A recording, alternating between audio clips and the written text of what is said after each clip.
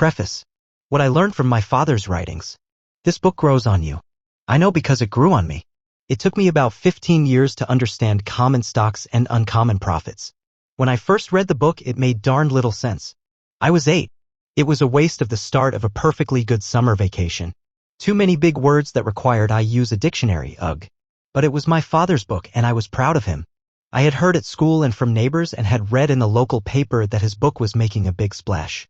I was told that it was the very first investment book ever to have made the New York Times bestseller list, whatever that meant. I felt it was my absolute duty to read it. So I did, and when completed I was glad to be finished and free for the summer. Who knew that I would later go on to found a large investment management firm serving thousands of clients, write my own books, and become the 6th longest running columnist in Forbes magazine's formidable 80-plus-year history, or that I would write numerous annual Best of the Year investment book reviews and recommend dozens of books over the decades to readers. And yes, maybe it helped en route that I could say I'd read my first investment book when I was 8, even if I didn't understand it. The book next seriously crossed my mind at age 20 as I faced college graduation. Father had offered me a job working with him and my older brother. Anxious but skeptical, I was curious to see if this job was really an opportunity. So I read Common Stocks and Uncommon Profits again. There were only a few words I didn't understand this time. Reading about my father's 15 points to look for in a stock, I wondered if I could apply them to a local stock. If so, I thought this would affirm the benefit of working with my father. Well, it didn't work. There was a local publicly traded lumber stock, Pacific Lumber, that looked like a good profit opportunity. But the few folks I approached weren't impressed with some wannabe kid's sleuth-seeking competitive detail who was clearly ill-prepared to analyze or do anything with it. I didn't even know how to ask meaningful questions. After being shut out by the first few folks I approached with my fact-seeking questions, I gave up. But it showed me that I needed quite a bit of polishing.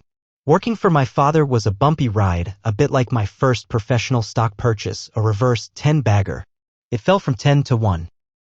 I tell you all this only so you can see that even a kid in his 20s, without a lifetime at the top of his school class, having never attended a big-name university and with no major accomplishments under his belt to brag on, even the kid could go on and in just a few years learn to effectively use the principles in this book. And so can you. The 15 points. Ultimately, when you're a young man starting out in the industry as I was and haven't yet bought any stocks, figuring out what to buy seems immediately more important than figuring out what to sell. Fortunately, this book teaches that if you figure out the right things to buy, selling becomes a lot less important because you can hold the stocks you own longer. And what to buy derives directly from my father's 15 points. Applying his 15 points was a repeatable real-world experience linked to Scuttlebutt as he described it, all aimed at researching one stock here, another there. And it worked. I will not here recount in detail the successes that the 15 points helped me achieve early in my career. But I gained tremendous career momentum by discovering a handful of great stocks that did wonderful things for me. From the 15 points, I could fathom generally where a firm fit into the world and how it would or wouldn't prosper. If it wouldn't, what might its hiccups be? I soon understood why my college try at the 15 points failed. The craft is in the scuttlebutt, which, like all craft, takes time to learn. Scuttlebutt is simply about finding out from real, Main Street sources if a firm is strong or weak. Most folks don't use this approach, relying instead on the local rumor mill and Wall Street noise, most of which is aimed at selling you product. As the century ended and a new one began, the power of Scuttlebutt should have been obvious to folks, but it wasn't. If you had applied the 15 points in this book and got your information sources from Main Street instead of Wall Street, you would never have bought any of the scandal stocks that so penetrated the news of the 2000 to 2002 bear market. The likes of Enron, Tyco, and WorldCom are always easily avoided. Those who fell for these stocks depended on gossip and Wall Street opinion rather than on Main Street verification of the business's strengths. The 15 points are about very fundamental business features that can't be faked. Scuttlebutt means avoiding malarkey mills and seeking information from competitors, customers, and suppliers, all of whom have a vested interest in the target company and few of whom have any reason to see the firm unrealistically. It means talking to the sales representatives of a company's competitors who inherently have a basis to see the target company negatively but typically don't if the target is great. It means talking to the research people and management people of competitors as well. If all those folks see reality and strength in the target's operations and respect it and even fear it, well, simply said, it isn't Enron or Adelphia. You can count on it. Scuttlebutt itself can be a sort of art form that identifies characterizations of the 15 points. It's the difference between learning to play the piano, craft, and then composing art. Art takes time to learn. You probably won't compose until you're pretty competent at playing. In almost any field, you can learn craft by repetition, but not otherwise. You may appreciate the art without any ability to create it yourself. Or, after mastering craft, you may turn yourself into an artist.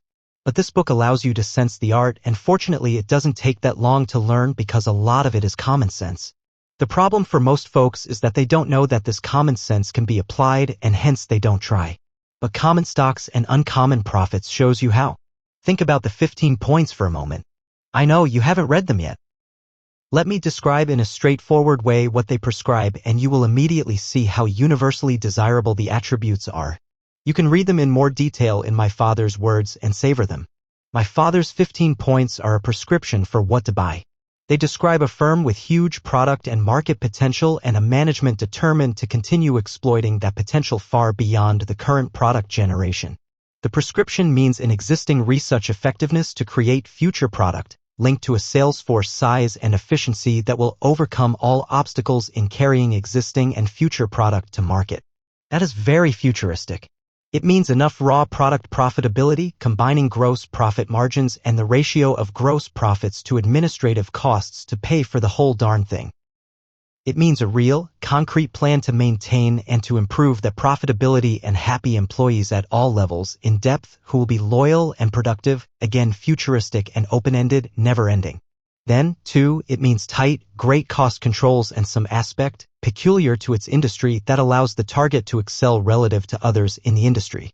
And finally, all that must be wrapped up and guided by an open, articulate management of unquestionable integrity. Consider the scandal stocks or other overvalued portfolios. Not a one could have passed the test via Scuttlebutt because if you talk to competitors, they weren't overly scared of those slinky firms. If you talk to customers or suppliers, they weren't overly impressed either. The customers weren't impressed because the products weren't all that good by relative comparison. The vendors and suppliers weren't all that impressed because the vendors' other customers would have been doing better and ordering more, the real sales volume wasn't there. And the competitors would not have held these firms in awe because they were not held by them at competitive disadvantage. Not only would the 15 points have easily eliminated all scandal stocks of the 2000 to 2002 bear market, they would have also eliminated all the so-called 95% club. The tech stocks that lost 95% or more of their value during the bear market because they were internet pipe dreams or whatever, with basically 1999 hype but nothing real there. Think of how many internet stocks had no real sales force and certainly none to intimidate a competitor, and no profit margin at all, and no plan to achieve profitability, much less improve it, and no fundamental research, and no ability to exist without future equity financing. And they couldn't have made it on half the 15 points. Then, too, the 15 points by exclusion would have eliminated quite a lot of other companies. But think of the firms of the prior decades that the 15 points would not have eliminated. They would have hooked you into real firms, whether cheap or expensive, and would have allowed you to navigate the tricky currents of financial market volatility, whether your own personal inclinations were toward growth stocks or value stocks, small stocks or big ones. Goals versus Scuttlebutt. My father's goals and mine were never the same. But this book works for both our goals and for yours, too. My father was almost always a growth stock investor, almost always. It was simply who he was. I was, in my youth, for a variety of reasons, a value guy. These days, I'm neither a value, growth, big cap, or small cap guy.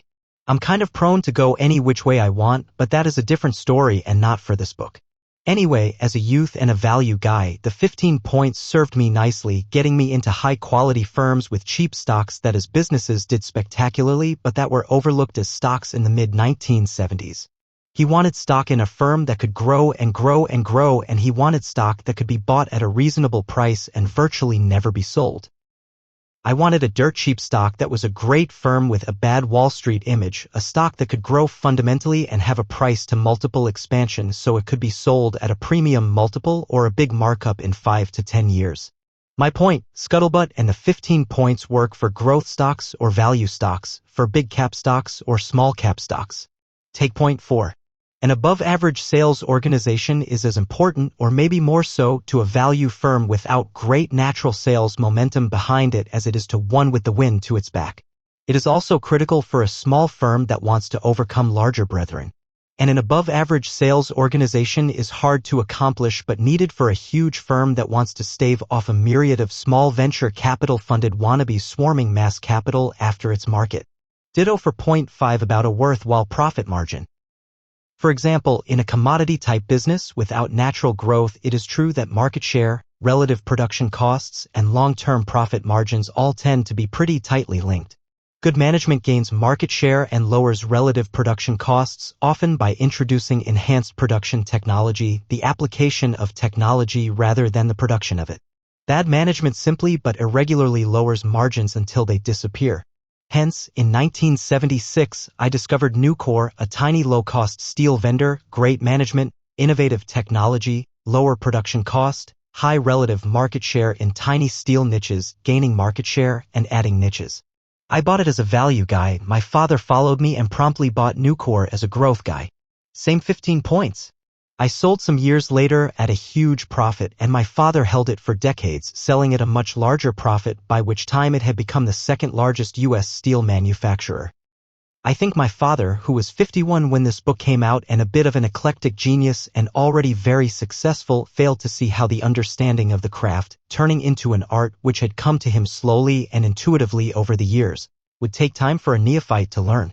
He regularly thought of things in his life differently than how he initially explained them. It was a quirky part of how his brain worked. As I write today, I am 52, almost the same age as he was then, and I know, because I had to learn the process rather than invent it, that it takes time to learn. I'm more linear than my father was and, in many ways, more introspective, and I urge you to read this book multiple times spanning your investment life. Take Scuttlebutt again. The Scuttlebutt chapter is only 3 pages long, but they are among the book's most important pages. It is clear to me, in retrospect, that my father simply skipped the craft part of what otherwise might have been in the book. He just assumed it. Over the years, I applied this process to lots of stocks on an individual basis, gaining great insights. The key? Focus on customers, competitors, and suppliers. I described the craft in my first book, Superstocks, Dow Jones Irwin, 1984, including how to do it with several real-world examples. My book was a good book, 1984, 1985's best-selling stock market book. And I'm proud I wrote it. But it was not nearly as good as this book. Common stocks and uncommon profits had much less that would become obsolete over time than my first book had, and while both books introduced new concepts, my father's new concepts were more radical for their day and more uniformly applied and more timeless, which is what makes it such a great book. My book was mostly about craft, not art. With craft, whenever you ask, you get answers. The art is to get more questions, and the right questions, flowing from the answers you receive to prior questions. I've seen people who rigidly run down a standard question list regardless of the responses they get. That isn't art. You ask, he or she answers. What question best flows from the answer? And so on. When you can do that well on a real-time basis, you are a composer, an artist, a creative and investigative investor. That is what my father in his prime did best. I went with my father about a jillion times to visit companies between 1972 and 1982. I worked for him for only a year, but we did lots of things together after that. In looking at companies, he always prepared questions in advance, typed on yellow pages with space in between, so he could scribble notes. He always wanted to be prepared, and he wanted the company to know he was prepared so they would appreciate him. And he used the questions as a sort of outline of topics to be covered. It was also a great backup in case the conversation went cold, which occasionally it did. Then he could get things back on course instantly with one of his prepared questions. But his very best questions always popped out of his mind, unprepared, never having been written down in advance because they were the angle he picked up on the fly as he heard an answer to a lesser question. Those creative questions were the art. It is what, in my mind, made his querying great. His mind was financially facile until he was pretty darned old. I want to tell you about one of the best questions I never heard him use in person and only heard about later from James Michaels. It wasn't in his books, but it would have made a great addition anywhere. A great honor of my life was that for 15 years before his retirement I was edited personally in Forbes by the great James Walker Michaels, who at his retirement as editor of Forbes in 1998 was beyond doubt the dean of U.S. business journalism. He brought me into Forbes, took a personal interest in me, and edited virtually every column I wrote by himself, which is rare for a periodical editor, until his retirement as editor. He also admired my father greatly. Once and only once, Jim and I had a reason to spend a weekend together on the West Coast, and he hoped to come a few hours early and sit down with my father, who then would have been just shy of 89. They met for a few hours in a conference room at my firm's headquarters on top of Kings Mountain in California. Jim and I then drove north a few hours toward the Russian River and our destination, and en route Jim kept asking me about that question. I had no clue what he was talking about, and I knew my father better than anyone in the world. It embarrassed me that I had no idea what he was seeking from me. For about an hour, Jim staggered trying to put it together and pretty much gave up. As often happens with our minds, when he quit trying, it popped right out and he said, "What are you doing that your competitors aren't doing yet?" What a great question. The emphasis was on the word yet. Staggering. Most folks, when you ask them that question, aren't doing one darn thing of any great significance their competitors aren't already doing, and feel awestruck that you asked them this and they hadn't thought of it themselves. The firm that is always asking itself that question never becomes complacent. It is never caught behind. It never starves for intellectual grist to chew through toward a better future. It is the firm that, coupled with integrity and raw management intellect, lives the 15 points. What are you doing that your competitors aren't doing yet? Implies driving the product market, forcing others to follow, and dominating for the betterment of customers, employees, and shareholders, which is sheer greatness. Jim's question both summed up my father's lifelong aspirations and summarized the gist of his 15 points. And where he got it from, I still don't know to this day. But it is a stunningly cunning question. Jim, who always had a nose for the twist that made a great story, returned to New York after our weekend and composed a Forbes article wrapped around that question. It combined the best of Jim and my father, and the whole thing reminded me of how often in my life I was the plodding, mechanical flywheel around my father's eclectic brilliance. I'm not meaning to demean myself. I've done very well in life, but I am more linear, more deductive, harder working, more driven, and more direct than my father, who was vastly more a nonlinear genius. My firm has applied the 15 points and Scuttlebutt to firms of most varieties, although primarily smaller, beat-up ones. Retailers, technology companies of various forms, service firms, concrete, steel, specialty chemicals, consumer products, gambling, you name it. The 15 points hasn't always been the final decisive phenomena that compelled me or the firm, but they often added value. I've always felt free to pretty much do my own thing.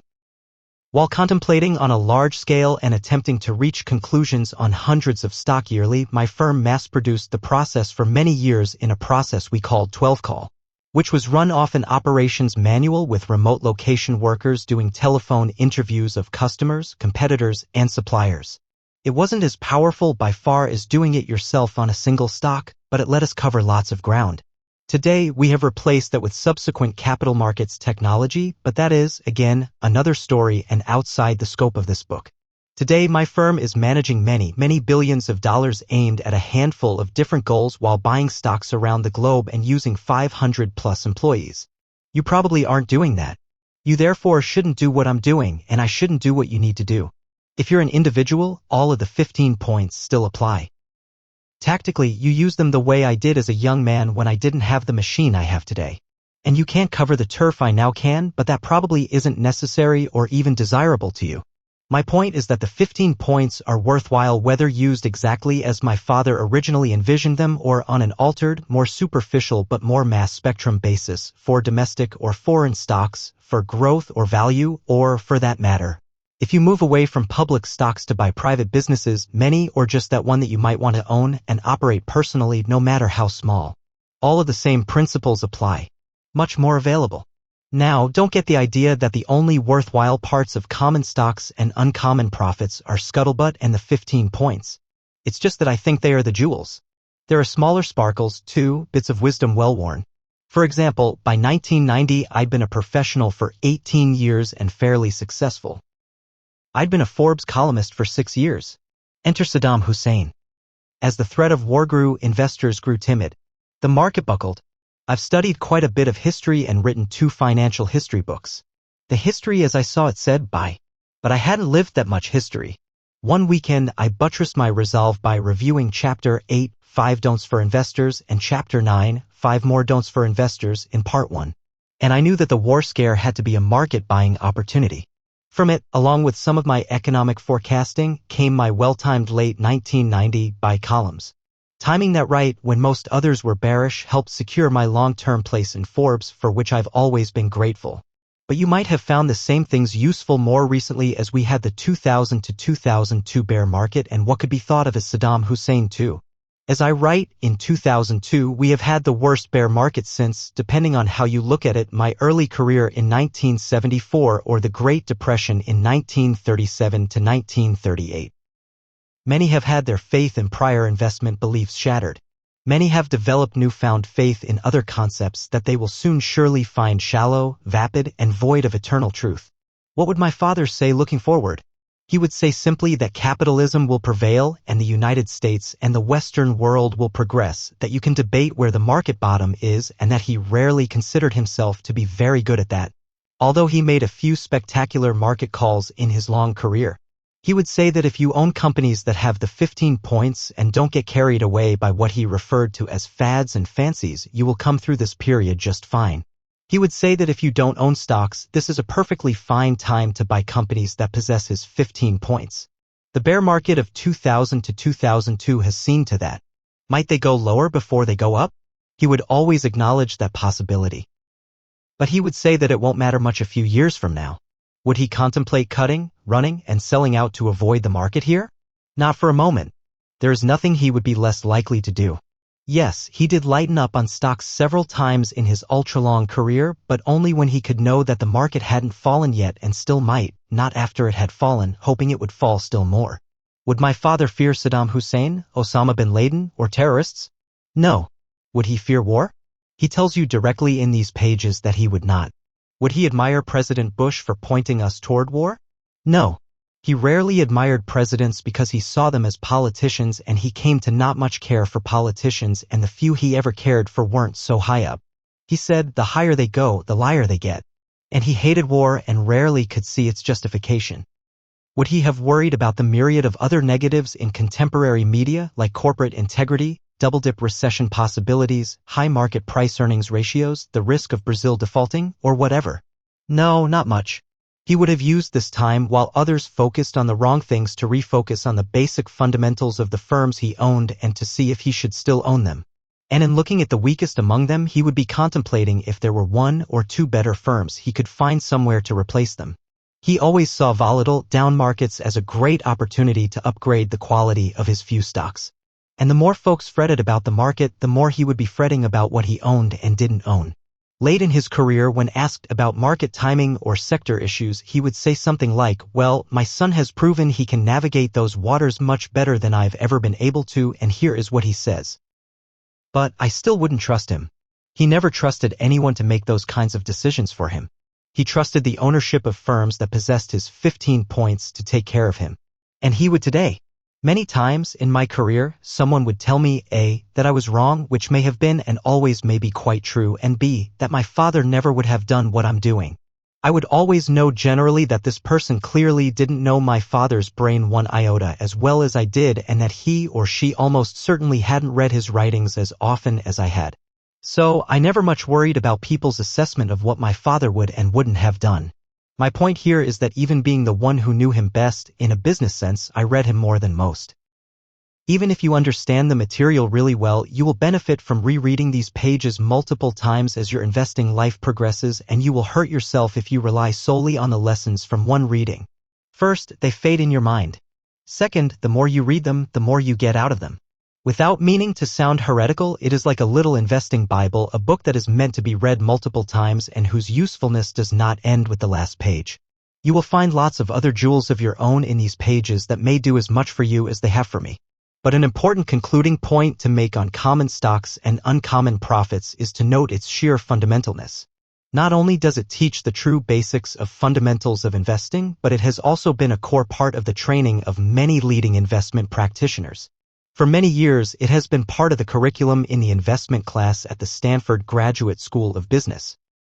Students of all forms passed through Stanford, read the book, and went on to become some of the nation's leading investors. But the book's breadth was broader than that. For example, Warren Buffett has long credited My Father and Common Stocks and Uncommon Profits as being fundamental to the development of his investment philosophy. The first of My Father's don'ts in Chapter 9, Don't Overstress Diversification, gets you quickly to a key cornerstone of Buffettism. And you can find it in the very same place Buffett first did. Not much of great importance to market fundamentalism changed between the writing of My Father's first book and that of his third and last book, Conservative Investors Sleep Well. But a lot of water went under the investment bridge. A huge bull market, a huge bear market, 1958 to 1974, lots of fads and fancies. By then my father was 67. His last book was good, but it wasn't nearly what Common Stocks and Uncommon Profits was. He had done it so well the first time that his two subsequent books only made incremental additions. If you can read only one of my father's writing, let it be his first book. It was his best. Still, if you want to read more from my father, his next most important writing was his last book. It was also contributing fundamental ideas. It was a bit topical at the time but has remained timeless. I think in Conservative Investors Sleep Well that Chapter 6 Motorola section is vintage Phil Fisher. In it he shows why Motorola, which others then didn't like so well, was a great firm and one for which he was personally ready to put his neck on the line in thinking forward a very long time. It's tough to read this section of that book and not appreciate that Motorola was a true quality company. But look what happened afterward. In the next 25 years, the stock appreciated 30-fold, that is, before dividends, and all in a safe, well-managed firm, incurring no brokerage costs year to year, no mutual fund operating expense ratios, and not much effort for a true believer. How often does someone give you a successful multi-decade-long look ahead? Darned near never. Would anyone actually hold one stock for all those 25 years? Well, I'm here to tell you for a certainty that one Philip A. Fisher did as his largest personal holding, all the while it was trouncing the Standard & Poor's 500. And that is and was what Phil Fisher was all about. Finding a very few great companies that he could really know and holding them for a long time while those very stocks appreciated phenomenally. Conservative Investors Sleep Well is simply the best treatise I know on how to buy and hold growth stocks without taking much risk. You could get that certainly from either book, his first or his third. The two in many ways are intellectually linked at the bodies, separated by 16 years. Still, if you only read one, read Common Stocks. It offers more, is more radical for its time, is better written, is more timeless, covers more turf, and is more intellectual. If you can read both, do it. In the book's second preface, I tell you a little about my father that isn't well known. But over the years, people often asked me about my relationship with my father and son having been in the same industry and all that. And because he was weird and I'm weird and often they are weird, I sometimes give weird answers. For example, when they asked, as they often did, what experience from my memories with my father is my favorite, I regularly answered, the next one. That is no more, but it was for a long time. They often tried to pin me down with something like, well, weren't there favorite moments when you were younger? I readily admit there were. He was the world's greatest bedtime storyteller, and his stories had absolutely nothing at all to do with the stock market. Many were his own fictional creations. As a small child, I loved every moment of those stories, and folks like the growing legions of Buffett files hate that answer. They want some notion about researching some stock. But there was never really a lot of emotion about that. It was just work. So then, in frustration, I'm often asked, well, if you could distill advice from your father down to a single sentence, what would it be? I'd say, read his writings and try to live them out. And that is what you get with these pages. Enjoy them. Kenneth L. Fisher. Kings Mountain, California, July 2003.